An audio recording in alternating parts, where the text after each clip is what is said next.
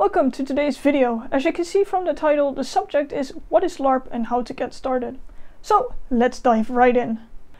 First of all, the word LARP. It is an acronym and it stands for live action role playing. In the widest sense of the word, it means that you are playing a character that is not you and you act out the actions of that character. Which is a difference from tabletop role playing, where you're just sitting at the table, but you don't actually act out all the actions. To expand that a bit further, in general, a LARP event is an event where all participants are actively contributing to the game or the storyline. This is what sets it apart from fantasy festivals or performances with audience participations.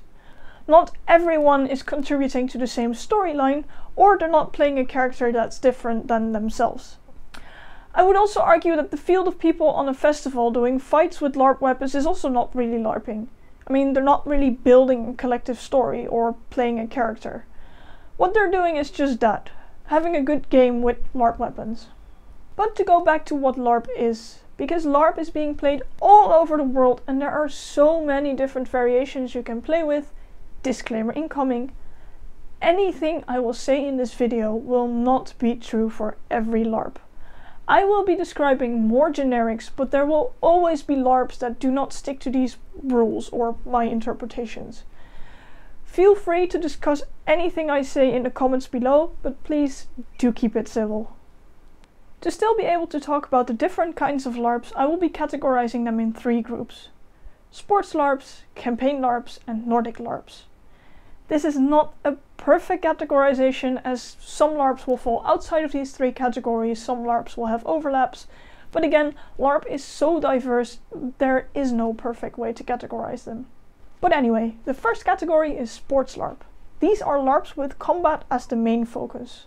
Quite often these events use weapons called buffers, which are built in such a way that you can hit people with full force. This does however not mean that any event allows full force. But these weapons are built in such a way that they do minimize injuries. Roleplay can be present in these events, but it is not the main focus.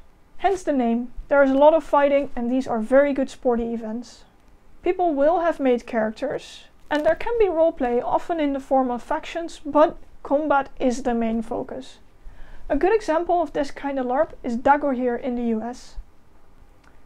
The second category is campaign LARPs. This category encompasses a wide range of LARPs that usually have stories spanning across multiple events, hence the campaign part of the name. These events can have more or less combat, but it is usually not the main focus of the game. The weapons used are often slightly more on the aesthetic side. They're still safe to hit each other with, but you should probably not do that with full force. These games can be more or less roleplay intense. Generally, if you think of your standard adventuring fantasy LARP, good chance it's a campaign LARP. The biggest example of this is Conquest of Mythodea in Germany. The third of these categories is Nordic LARP. The name points to a location, but it is by now also used to describe a more general way of designing LARPs. These LARPs are fully roleplay focused. There can be combat, but that will only be there to support the roleplay. The summary on nordiclarp.org says, and I'm going to read the quote from my screen here, Nordic LARP is a term for shared LARP traditions in the Norway, Sweden, Denmark and Finland. What sets the Nordic LARP traditions apart from others is a strong emphasis on collaboration and collective creation, unobtrusive rules, as well as a rich variety of playstyles and settings, sometimes including heavy themes. These LARPs are often also more standalone events called one-shots. Examples of Nordic LARPs would be Inside Hamlet, where you are living the tragedy of Hamlet in a weekend, and the LARP Just a Little Loving, about the first years of the AIDS epidemic as it hits the gay scene in New York in the early 80s. As you can see, Nordic LARPs do not shy away from heavier themes. As you can see from these Nordic LARP examples, LARPs can have many different genres. And I really can say there are a lot. It's almost a case of, if you can think of it, there will be a LARP about it. Wizard LARP? Check. LARPs based on popular games like The Witcher and Fallout? Check. LARP about writing a LARP? Check. Which then leads me to the question, how to start looking for your first LARP amongst all these choices? The best recommendation I can give is to make a list of the things you are looking for in a LARP. For example, location. How far are you willing to travel? What kind of LARP? Are you looking more combat or more roleplay focused? Duration. Do you want to go just an afternoon, or do you want to go the entire weekend, or even an entire week? Genre. Well, that one speaks for itself, I guess. And budget, the amount of money you are willing to spend on an event. Do keep in mind that the price of an event is dependent on many factors. Some events can appear cheaper, but if you still have to fix your own food, buy your own tent, and fix some other stuff, it might in the end turn out to be even more expensive than the indoor sleeping, fully catered event. Some events look down on cheaper ones, but I don't really agree with that. Who knows, maybe that €5 buffer game in the park is a better fit for you than the movie realistic game in a castle for a week than €500. The price doesn't really tell you what is suitable for you. When you keep in mind this list of things, you can actually start looking for LARPs. Quite a lot of events have their own websites, or they use Facebook as a space where they operate. Try googling LARP in your location, see what pops up. Sometimes there are websites bundling a lot of events. Here in the Netherlands we have a good example of that with the combination of LARP Platform and LARP Agenda, where we have an entire list of all the events that we have in the Netherlands and an agenda overview of when all those events take place. If you click on one, you immediately also get the contact information of that event.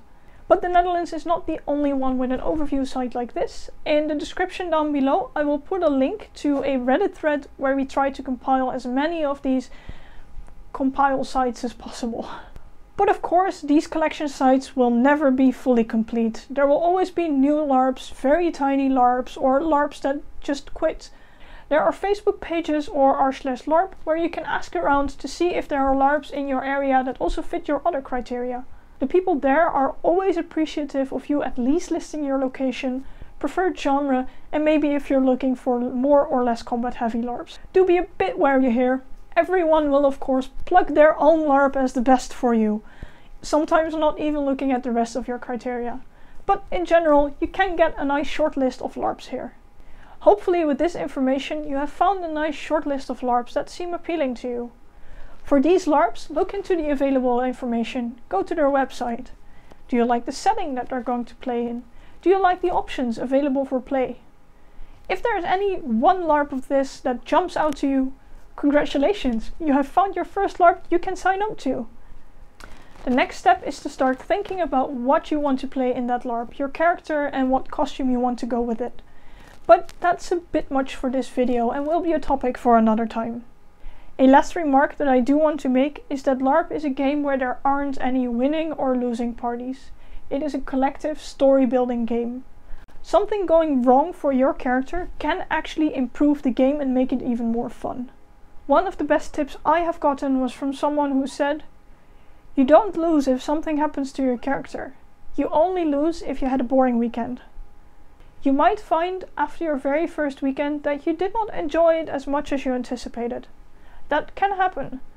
But as already said before, there are many types of LARPs, and there is just a possibility that this wasn't the right type of LARP for you. If the idea of LARPing still speaks to you, do try again with a different LARP. I hope this was a nice, very quick introduction as to what LARP is and how to find your first event. I'd love to answer any questions in the comments. I'd love to discuss things with you guys. And if you like these kind of videos, I'd love to record more, so please let me know in the comments. I'd also like to extend a thanks to the Dutch LARP Platform Discord for thinking along with me on some of these slightly more difficult subjects. And I also want to thank the people in the Costube Discords for thinking along and doing some proofreading for me. Because this is my very first scripted video and that was interesting. I'll leave any relevant links to mentioned subreddit, LARPs, whatever in the description down below. So do check them out.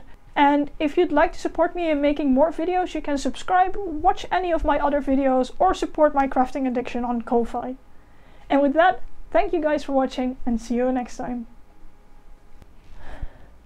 The second category is campaign LARPs. The third